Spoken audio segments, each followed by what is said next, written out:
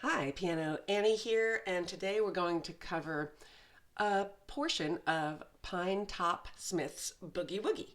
And Pinetop Smith was a great piano player back in the early 1900s who died tragically young at the age, I believe it was 25. He got shot in a music hall, and he had only made one recording, which was Pinetop Smith's Boogie-Woogie. So you should definitely check that out. And you'll hear what we're going to learn today get sampled a lot when people are playing blues and boogie-woogie. So let's go ahead and learn this section, and then you can keep an ear out for it when you listen to boogie-woogie. It involves thirds. We've already done one riff with thirds, which was, and this riff involves thirds that are up a little higher in the scale. We'll do it for C and then F and then G. And this is generally what it sounds like. Let me get that going first.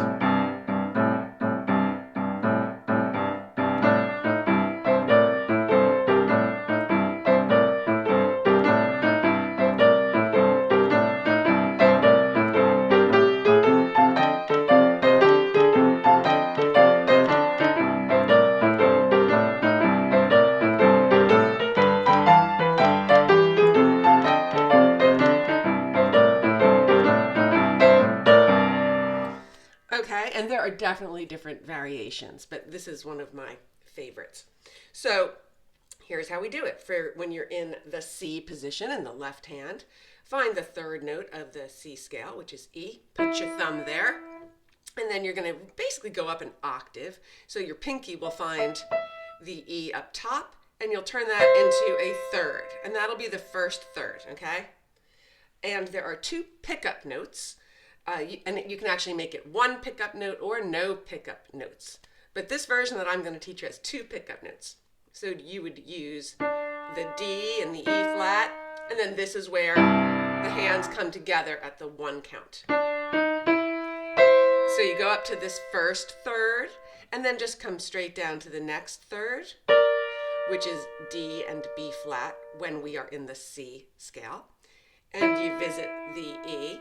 And then you finish up with the last two thirds, which is A and C, and then there's G and B flat.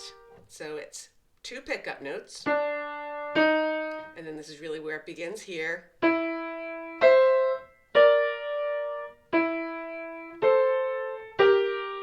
right, so you're using the C, E, D, B flat, the A and the C, and the G, B flat. And then there are other versions where people will come down to the E more often. So you can try it lots of different ways. But I'm going to teach you this way today.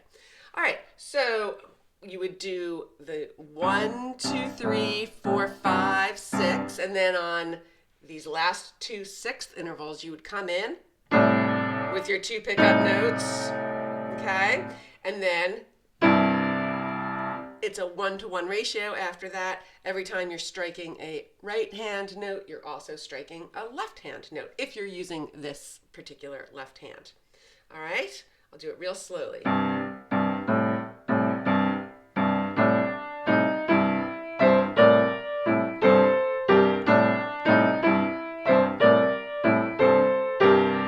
Okay, then when we move to the F portion, you again find the third note, and that'll be where your bass note really, and you just reach up an octave to the A, find that third, and that'll be your first third. So with the two pickup notes.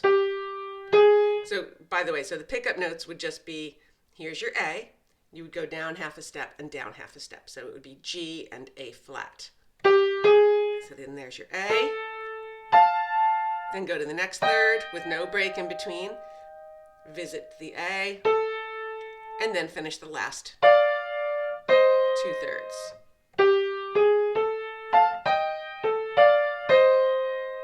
Okay? So in the F position, you would actually do the two pickup notes as the last two notes of C, because we'd be moving from C to F. All right, so it would be, and then you would move to the F.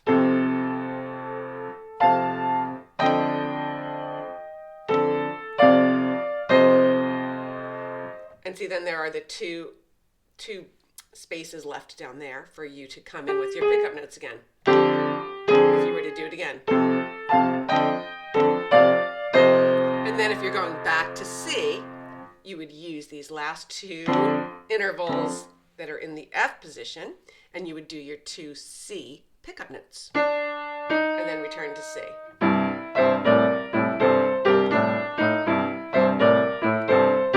And then it would be time to go to G. So let's find G, and then here's the third note. All right, find its two pickup notes would be the B flat and the A. Okay, two pickup notes. Here's the B.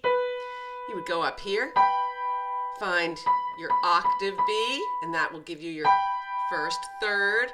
And in G, remember that all the thirds are white keys, so it will be pickup notes, third note, and then the first third, second third, visit the B, and then the next two thirds. And you can choose your fingering that you're most comfortable with. You might choose to do this one like that, going from third and fifth finger to the second and fourth finger, but I actually move my middle finger pinky combination. Then when I visit the B, with the next two thirds, I usually use that switching of the fingering. Okay, so let's see. I'm going to start it from the C position.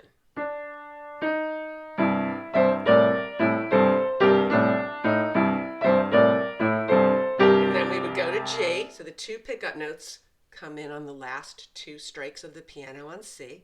And then we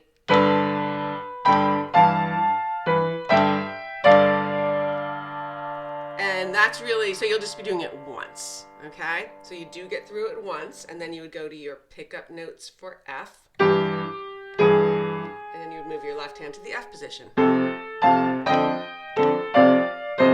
that's really all you have time for now, because in the 12-bar blues, we just get one bar of F there. And then you would do your two pickup notes for C, and go back to the C position, and you have 2 bars.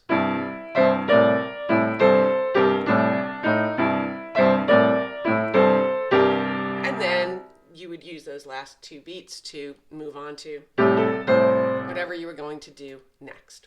All right, so that is the Pinetop Smith Boogie-Woogie, one basic way to do it.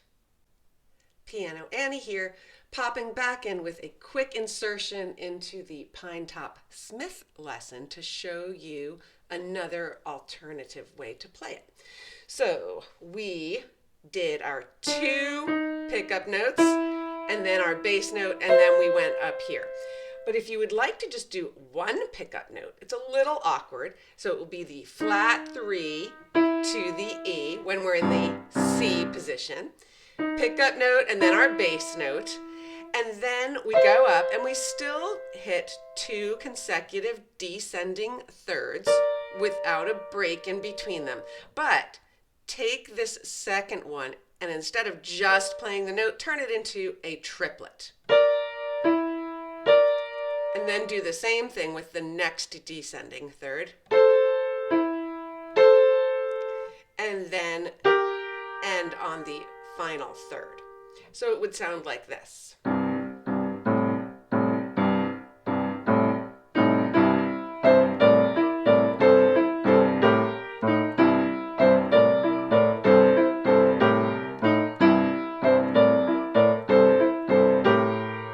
Okay, and for fingering, I use thumb, thumb, and then the regular 3 and 5 up here, and then a 3-5 again on the next third while I did that triplet, the 3-5 middle finger pinky again for the next triplet, and then the pointer ring finger for the final one. Okay, So for the F position, it would be same idea. Here's your F, here's our bass note, which is the third note. Go to the flat of that note, and that will be your intro. So it'll be like this. First, third, and then that next third will be a triplet. And the next third will also be a triplet.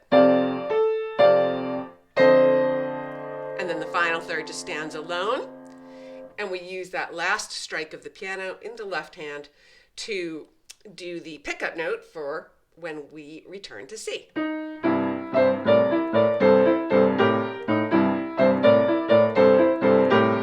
it would be time to go to G. And it'll just be the same thing. You visit your third, and then with the next third, you turn that into a triplet. Same with the next third.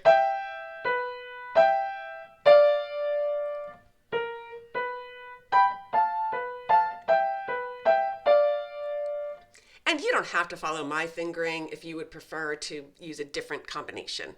Okay, find what works for you. And I think I've even been switching a little bit while I've been doing it. So let's go through that one.